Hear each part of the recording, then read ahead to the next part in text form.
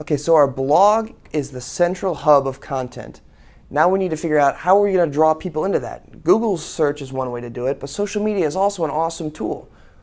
So if we have your website, and that's the hub of everything that you're creating right here, social media networks are the outposts that form off of that hub. So one outpost could be Facebook. Another outpost here could be Twitter. Another one is LinkedIn. Another one could be YouTube. Another one could be Pinterest. Now each of these networks have a community of different kinds of users. A LinkedIn user is very different from a Pinterest addict. And someone who's on YouTube all the time may not check their Facebook page all that often. That's why it's important for your brand to have a presence, to own your space on each of these networks. You don't need to spend all of your time there. If you're an industrial steel manufacturer, you probably don't need to spend a ton of time on Facebook. That's probably not where business is being done. It might be better off for you to be on Twitter or to be on LinkedIn to connect with prospective customers there. But you need to have at least a presence in these other spaces.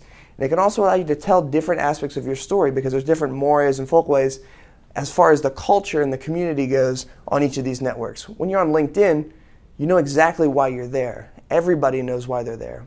It's a place where business people come together and they connect and they want to share stories or do business together. But on Facebook, that's more personal. That's where you go to connect with your friends, whether it's old high school friends you haven't seen in a while or to connect with your kids, that kind of stuff. Twitter's a little bit more by-the-minute updates, things like that, where you're following different areas of interest. So there are different themes across these different communities. You need to find out how your content connects with these different themes. So then by taking your blog content and sharing it out on Twitter and sharing it on LinkedIn, you allow the communities that form in these different outposts to come to your website to read your content. So now what we've done is we've created communities by sharing valuable content, by listening to the conversation that takes place, and by adding value where we can. And we build those communities, and then that allows them to see our stuff and come back to our website. And if your content is truly remarkable, they're going to enjoy it. And if it's thought stimulating, what they're going to do is they're going to opt in to get more information.